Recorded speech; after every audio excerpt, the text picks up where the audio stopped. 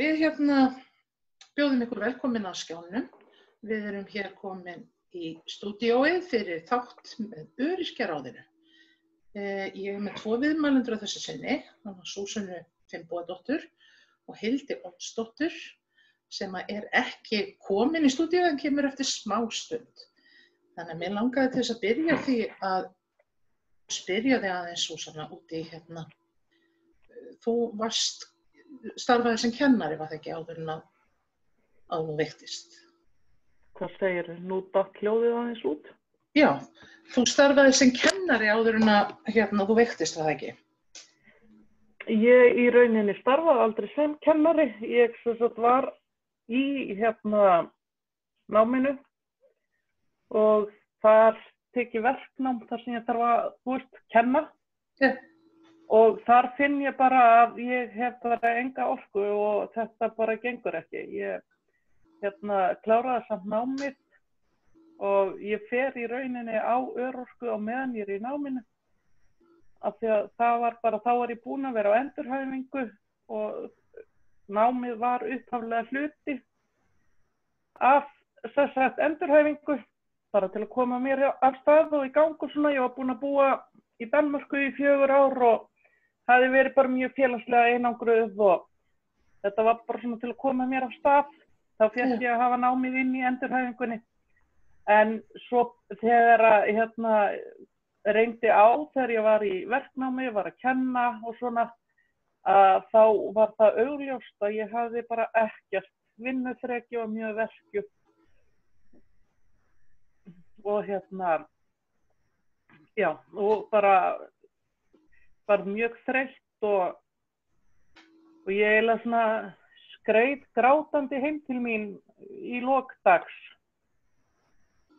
Og þannig að ég hef aldrei starfað opinberlega sem kennari en bara verið í verknámi. Og stemdir þangað.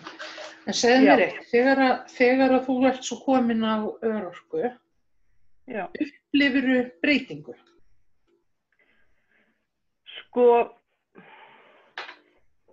Ég er búin að vera á örorku síðan 2012.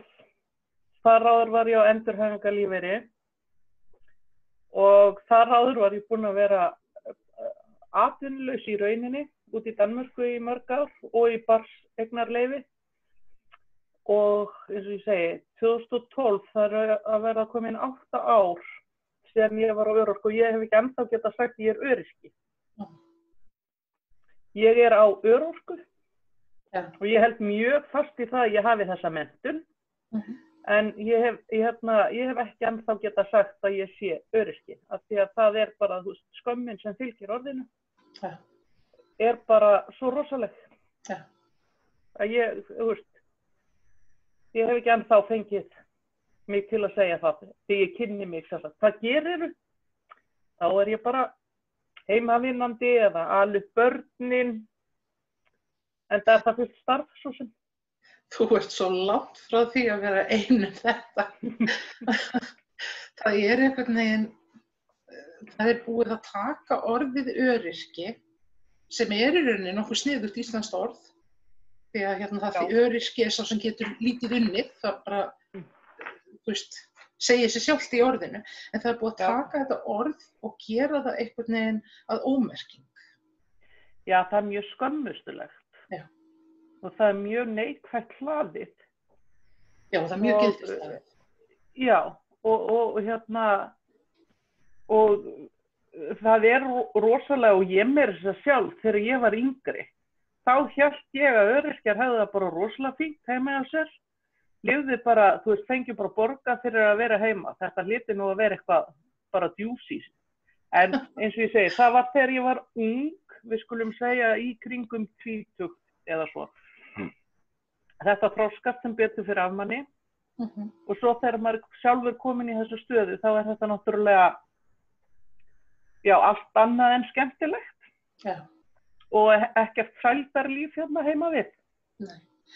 Ég er reyndar sammála þér af því að nú er ég dóttir hreyfihaflaðrar konu Þannig að ég er sammála þér að sko, þú veist, þetta var örlítið betra hérna áður fyrr. Fyrir rúmum 20 árum Þú síðan. dettur út hjá mér Ásta. Já, þetta hljóðið út hjá þér eða mér, það er spurningin. Þú ert frosin á skjánum. Nú, hvers konar.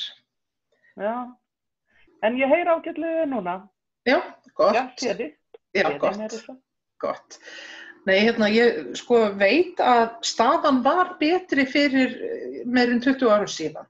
Þá ein vinkona mín sem að er hreyfihömluð, hún minnist stundum á það að hér áður fyrr þegar voru haldin böll á vegum samtaka fatlaðra, að þá fór hún í lagningu og keypti sér nýjan kjól.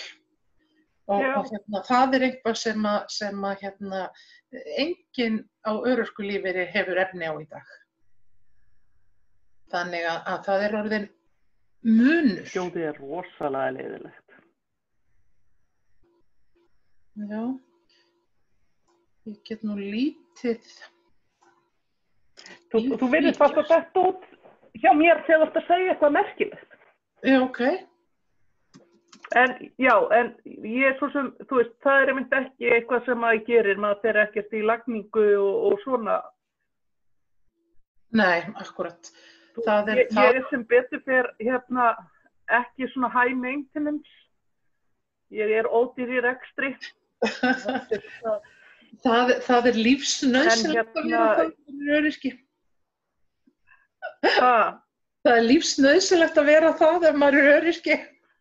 Já, og það vinnur með mér að ég var það svo sem fyrir, en hins vegar lét ég af því að lita mér hárið. Já. Vegna þess að ég gat ekki staðið undir þeim kostnaði af því að ég er með stutt hár og þá þyrfti ég að fara kannski á mest 5 vikna fresti ef ég ætlaði að halda því þannig að það væri ekki ljót og rót. Já, ég skil.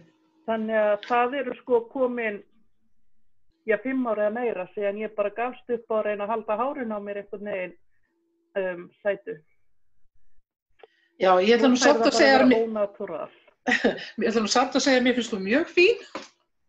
En ég skil hvað þú meinar vegna þess að þetta er eitt af því sem að ég myndi segja að væri ákveðin birtingarmynd hjá konum sem búa við fátækt.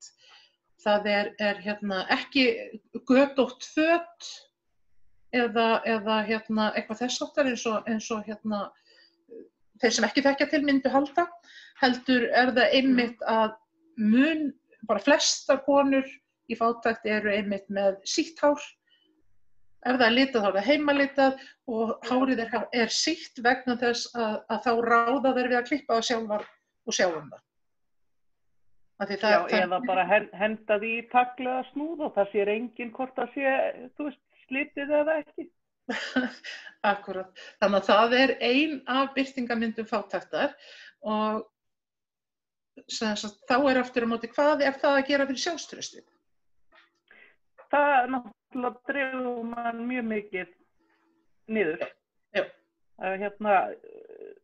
Sko, ég hef verið það heppin að ég hef átt vinkonu sem hefur klippt mig. Sérstaklega gaman þegar hún var að læra hárgreiðslu.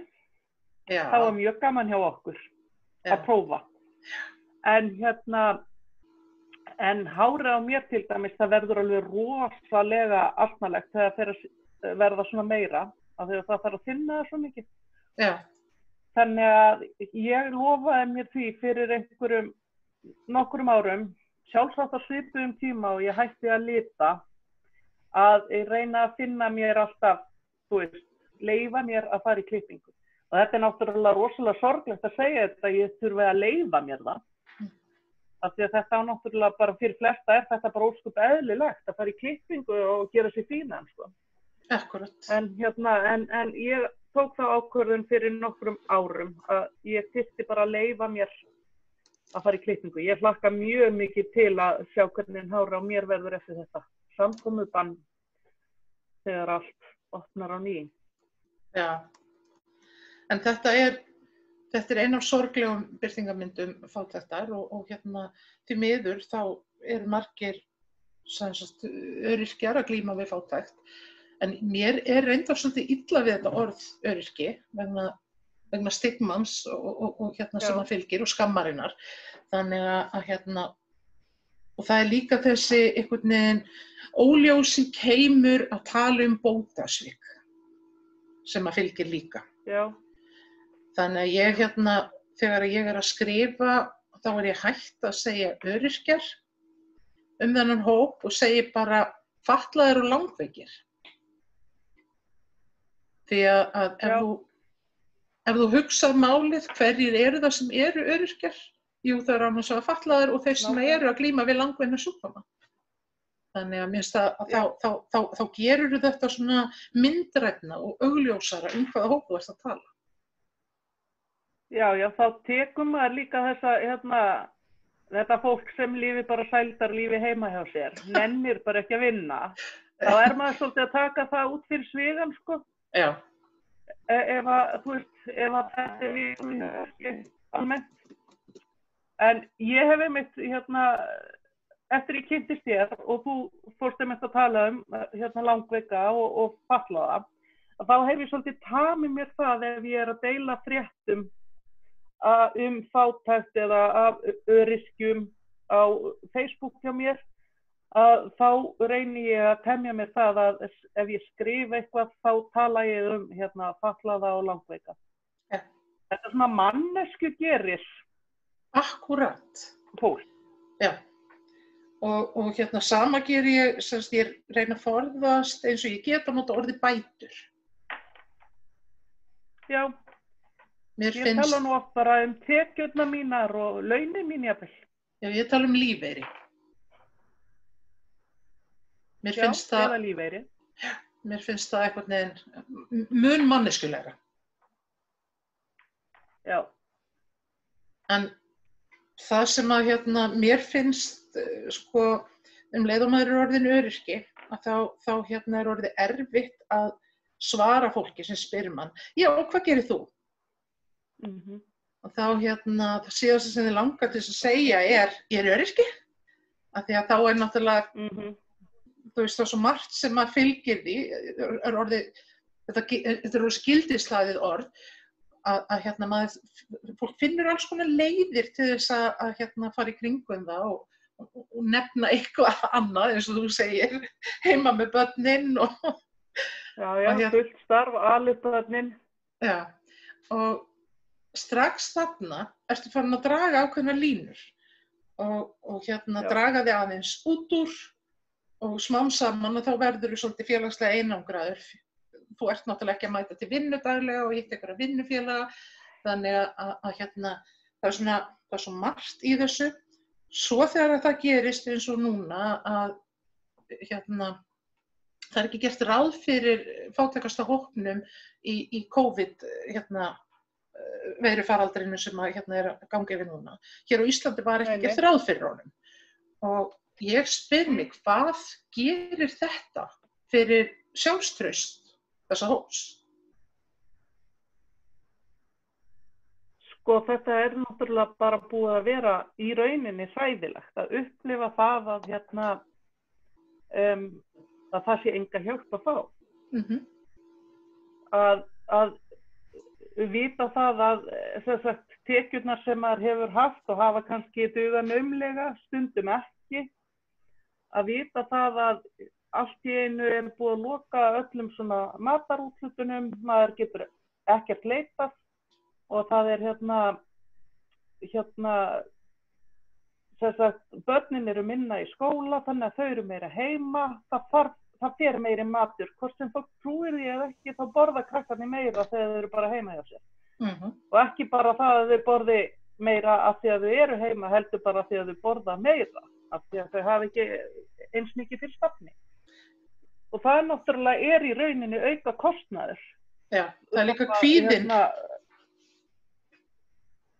Já. Það er kvíði í börnum út af því sem í gangi í samfélaginu. Og það gerir það líka verkum að þau leita meira í ísskápinn. Já. Eða sjoppuna, eins og maður hefði sagt í gamla daga. Já. Hildur Oddsdóttir var að koma hérna inn í samtali hjá okkur. Heyrir í okkur, Hildur? Já, heyrið mér? Já, velkomin í spjallið.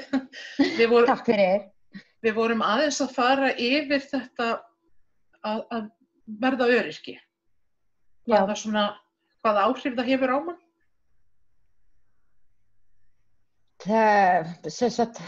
Í minni tilfelli til dæmis þegar ég verð öryrki eða fer á örorku var náttúrulega bara andlega hliðin fór á hliðina hjá mér og ég þurfti að vinna í henni. Mér fannst ég að vera hálfneitt til að kalla mig öryrkja. Einhvern veginn, mér leið illa á þessum tíma. En finnurðu mun, skilurðu, á þínu lífi fyrir og eftir? Í dag, já. Hvað fannst þér vera mesta breytingin? Til dæmis, mér fannst ég vera bara svipt öll einhvern veginn. Verið tekið svolítið bara undan fótana á svo mörgu. Ja. Og þetta voru mikla breytingar bara daglega lífi, myndi maður segja. Og á þessum tíma þegar maður rifjar svona tilbaka og skömmin við þetta. Mér leið rosalega illa. Af því að náttúrulega þegar, eins og í tilfelli því ég var náttúrulega komin á þetta, það var náttúrulega fordómar út núti og þá var margir að tala um þetta þannig að hræðslan. Þannig að þetta breytti heilmiklu. Þetta svolítið þannig, við erum held ég alla sammála um það, þú missir svolítið hlutverkið í lífinu þínu. Þú ert, Súsanna var nemi, og við erum náttúrulega mæður og við erum með eitthvað hlutverk í lífinu og svo vegna veikinda að þá erum við komin á örorku og allt í einu missum maður svolítið fótana og það mjög erfitt að fóta sig allir þessi stigma sem fylgir og maður einhvern veginn þarf að byrja á nýtt frá einhverjum allt öðrum punkti heldur maður hefði gert ráð fyrir. Er þið ekki sammála þessu? Algjörlega, maður þurfti bara að byrja algjörlega á byrjunarreit. Bara að fara að feta sig einhvern veginn bara upp á nýtt. Þannig að, já. Þetta líka, þú veist, það fór svolítið ferli í gang einmitt að skilgreina sig upp á nýtt. Hvar tilheyri ég? Og þú veist, þeir sem eru á vinnumarkaði, þeir hafa yfirleitt rosalega mikið félagslíf. Fyrir utan að þeir hitt alltaf einhvern í vinnunni, oftast og flestir. Og svo eru kannski alls konar vinnustaða, partí, það eru árshátíðir og alls konar svona. Þetta dettur allt út hjá manni. Maður þarf að vera þeimun klókari og þeimun meiri félagsvera með þeimun meiri sambönd til þess að halda sér í þessum gír. Og eins og ég sem er bara ein á engan maka, að þá er engin á heimilinu sem þú veist, ég fer ekki árshátíð með maka. Og þannig að, já, þetta ég held að það sé rosalega erfitt að bara gera sig grein fyrir hvaða dettur rosalega mikið út úr lífinu þegar að maður er á örorku. Já, það sér ég get ekki ennþá sagt það. Ég veit nákvæmlega hvað þú átt við. Ég tek undir þetta með Súsönnu. Ég meina allt þetta svona sem að maður þekkti félagslíf og einmitt sem að tengdist vinnu eða eitthvað slíku. Þetta hvarf. Og bara meira og meira þá hvarf maður inn í sig og þá bara, maður var bara heima, maður var komin út í horn, maður var komin í þessa félagslega einangrun bara einn í heiminum, sko. Og henni fannst einhvern veginn vera ekki partur af neinorðið. Nú tilheyrið þið báðar þeim hópi sem er einna verst staddur í samfélaginu. Þið eru báðar einstæðar mæður á örorku. Og þar af leiðandi hafið þið þurft að leita aðstoða til þess að ná endum saman og farið og óskað eftir mataraðstoð hjá hjálparstarfi. Hvernig upplifun það? Ég man til dæmis mína upplifun þegar ég sótti þetta í fyrsta skiptið. Mér leið hræðilega illa að allt í einu þarna þarf ég að fara að leita til einhverja annara sem sagt hjálp sem að maður hefur alltaf staðið á sínum megin fótum og pluma sig bara vel í lífinu. En þarna var bara allt tekið undan. Mér fannst, og ég man, og ég bara ennþá í minningunni, hver skrefin voru þung. Og sjálfstraustið og allt þetta bara, það var ekki neitt. Og þetta upplifði manni í svolítið tíma þangað til að maður einhvern veginn, ég veit ekki, það var orðið bara svona var bara rútínan orðið hjá manni. En tilfinningin enn svona samt til staðar í dag, þetta alltaf jafn erfitt.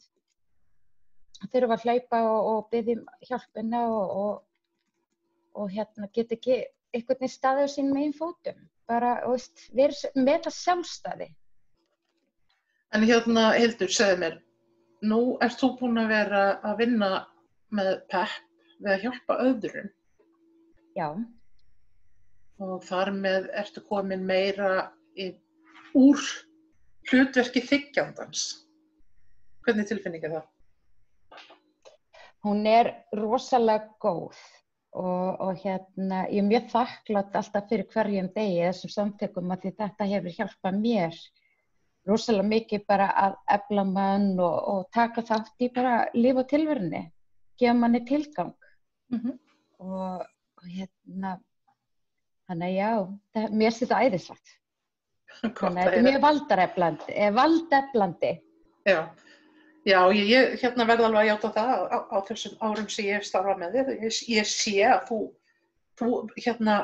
eflist og styrkist og ég sé mun á þér. Já, ég hef heyrt það líka frá, einmitt mamma alltaf að tala þetta, hvað ég hef svona koma tilbaka og farin að vera svolítið lík sjálf við mér. Já. En ég finn það samt eins og núna, þegar maður hefur ekkert hitt á ykkur, þá finnur maður pínu svona bakslag, maður svona einveran að vera heima. Já, þessi félagslega einangrun. Já. En þegar maður að glíma við fátækt í þessum aðstæðum, að þá það ekki bara, þessi einvera og félagslega einangrun, það einhvern veginn þessi samfélagsútilokun sem fer verst með mann. Ég alveg sammála því. Ég finn það líka þegar maður hefur verið að mæta í peppið og hitta fólkið. Maður að hitta fólk sem í sömu stöðu, maður getur deilt hlutunum og þetta bara það sem maður fer með í farteskinu út vikuna. En núna þá bara, þetta hræðir mig alveg rosalega. Og þarf að vera rosalega meðvituð því að þetta, ég fari ekki fá eitthvað bakslag, Því ég finn að þetta eru erfiðir tímar og hver dagur maður alltaf að púsla bara öllu, bæði náttúrulega maður með strákinn vera heima og fylgjast með eldri stráknum og huga því að það sé allt til og það svolítið erfið þegar maður náttúrulega hefur ekki, einmitt efnaði. Þá gerir það hlutin erfiðari. Já, ég held að það sé fólk sem ekki þekki til fátæktar yrði hissa ef það áttar sig á því hvað maður þarf að sýna mikla útsjónarsemi og vera duglegur og nýta allt til þess að bjarga sér. Já, ég alveg sammála og tek undir það að ég rosalega glöð að sjá sem Rauða krossinn og Öryrkjabandalag að setja þessa nappa til að fylgjast með fólkinu. Já, það gladdi mig rosalega mikið. Þannig að við deildum því með þinn og Öryrkjaráðið og ég að vona að fólk smelli á þessa nappa hjá Öryrkjabandalaginu til þess að merkja við hvort það einmana, hvort það hefur tök á að verða sig út lyf og mat sjálft. af því að hérna Öryrkjabandalagið vantar að fá gleggri mynd af því hvernig þeirra skjólstæðingar hafa það út í samfélaginu. Þannig að endilega hérna. Ég ætla að hvetja alla í kringum sem ég veit sem eru í þessum sporum upp á það að þau hafa þessi betri mynd á hlutunum, sko, af því að eins og segi, þetta er rosalega erfið tími, maður hræddur þennan hópa því að hann alltaf svo gleymdur, skilinn eftir. Þannig að því maður finnur þetta sjálfur, því þetta hræðir mann bara sjálfan. En ég held að sé mjög mikilvægt í þessu öllu saman að vekja athygli á stöðu þessa hóps vegna þess að hérna við erum jaðarhópur og okkur vantar rými inn í samfélagið og ég held að það sé samfélagsins alls að skapa þetta rými fyrir okkur. Þannig að hérna þess vegna held ég að skipta svo miklu máli að benda fólki á að aðstæður öryrkja og fólk sem fátækt eru algjörlega óviðunandi. Og það er skömm, það er virkileg skömm að því að það að fara á örorku sé ávísun á fátækt. Vegna þess að fatlaðir og langveikir, þeir eiga ekki að þurfa að betla til þess að eiga fyrir mat út mánuði. Já.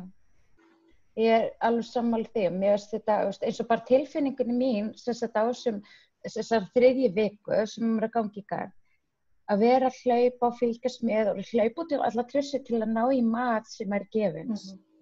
Ég bara, það langt síðan ég bara, uppleiða hvað þetta búið að vera bara, hvað maður segja, búið að taka rosalega mikið á. Ég finn bara hvað ég þreytt. En segðu mér, hvernig hentar hérna þegar þú færð svona mat í poka? Hvernig hentar það þér? Geturðu nýtt þér alltaf því? Ég get ekki nýtt alltaf því, nei. Þannig að þegar maður að fá til dæmis eins og mikið pakkamat og sem sykraður og eitthvað svolítið, þetta ekki fæði. Þetta bara, ég veit ekki, þetta fólk lætur kannski hafa sig, en þetta ekki að, skilurðu, að fá þessa næringu sem maður þarf að fá. Og sérstaklega eins og til dæmis að börnunum. Ég meina, 70% kannski sem í pokanum bara pakkafæði. Morgunmatur og Þannig að þetta mjög óþægileg staða að vera í, að vera þakklátur en á sama tíma geta ekki nýtt sér allt og vilja ekki sýna vanþakklæti. Maður náttúrulega vill ekki sýna neitt, maður þorir ekki að segja þetta því að þá maður hræddur maður bara að margir eru upplega það að þorir ekki að tjá sig maður verður bara varpað einhvern veginn, hvað maður segja, bara niðurlæging á því að fólk bara byrju, hvað þú að tjá þau þetta? Áttu ekki verið bara þakklátt og láta þig hafa þetta? Býtur ekki höndin á þeim sem fæðir þig? Nei. Ég myndi vilja sjá meira upp á það að fólk getur keypt sér meira mat, sem á þessum tímum og þú þarft, börnin eru meira heima og þau þurfa miklu meira og hérna, ég var til meira sem fæðuna heldur en þetta pakka og stekur. Hollari og næringaríkari mat. Það er það sem þú myndir velja sjálf ef þú færir út í búðaversla. Ekki spurning. Ég myndi frekar vilja að kjósa það og sjá það einmitt. Maður getur haft valið af matnum og valið af grænmeti og ávöxtum. Þetta er bara það sem við þurfum eins og allir aðrir. Þannig að maður veltir því fyrir sér hvort að hérna, þessi tegund af hjálparstarfi að úthluta mat í pokum, hvort að það sé eitthvað sem er í rauninni úr sig gengið, leifar af gamalli hugsjón sem á ekki lengur við. Ég meina, við erum alveg komin, ef maður hugsa út í nútíma, þá ættum við að geta gert hlutina bara miklu betur og svo útrýma þessari röð af sum stöðum og hérna, ég dáist að því eins og ég mæðra, þú kemur eftir að sækja mat, þá hefur valið. Ef það er eitthvað sem að þeir hentar þér ekki eða eitthvað slíkt, þá getur þú sleppt því. Þú færð ekkert skot frá þeim yfir því að þú ert ekki að taka þetta. Nei. Þannig En já, ég sæi fyrir mér sko, auðvitað væri best ef að lífeyrir væri nógu hár fyrir fólk að lifa mannsæmandi lífi. En á meðan staðan svona, að þá held ég að sveitarfélög og ríki þurfa að taka höndum saman og opna einhvers konar matarbanka þar sem að séði til þess að fólk hafi aðgang að næringaríkum og hollum mat fyrir börnin sín. En ég held að það hljóti að vera hægt að nálgast þetta á þann hátt að maður sé að miða við að fólk haldi sinni reisn. Ég alveg sammála. Því það sko, þú færð alveg nóg af neikvæðinni og neikvæðin skilaboðum frá samfélaginu þó að þetta kom ekki til viðbótar. Nákvæmlega. Ég meina, mér finnst mjög fínt þegar maður fær kort og þú getur labbað í búðina og þú ert að versla sem að þér virkilega vantar og þú ert að upplega, þú ert bara mannleg eins og allir aðrir. Já. Og það enginn sem að sér á kortinu hvaðan þú fékkst það. Þannig að þú ert bara eins og hver annar í búðinni og það fylgir því ekkert stigma. Ég myndi vilja bara, ég meina, það er bara svo, þetta er bara svo mannlegt, að fólk getur bara farið og geta valið það sem að það vantar og til dæmis þarna ertu kannski að fá miklu meira mat. En það væri líka kannski hugmynd að opna einhvers konar verslun með mat sem á síðasta snúningi og beina sjónum að matarsóun. Já. Og nýta það þannig að þeir sem eru að hugsa að sporna gegn matarsóun og þeir geti komið og keypt matinn, þeir sem að þurfa á því að halda geti fengið hann án þess að þurfa að borga fyrir hann. Já, nákvæmlega. Þannig að það eigum við ekki að ljúka þessu bara á því að segja að það sé okkar framtíðarsýn. Að ríki og sveitarfélög axli meiri ábyrgð á því að fólk fái mat við hæfi og að við svona förum að beina sjónum okkur að því að leggja niður ölmusuhugsjón. Ég var líka til að bara sjá þannig að þeir fengi ef að setja eitthvað svona vinnuteymi að fá fólkið eins og bara raddirnar okkar inn í þetta. Þannig að því við vitum og sjáum kannski fyrir okkur hvernig þetta gæti verið. Ekki að setja eitthvað upp sem þú hefur ekki alveg betur innsæið á. Þannig að Heyrðu, svo mörg voru þau orð. Takk fyrir spjallið, Hildur Oddsdóttir og Súsanna Finnbogadóttir sem datt út af teknilegum örðuleikum. Á morgun verður hún María Pétursdóttir með þátt og við sjáumst bara síðar. Takk fyrir okkur. Ásta Þórdís Skjaldal kveður.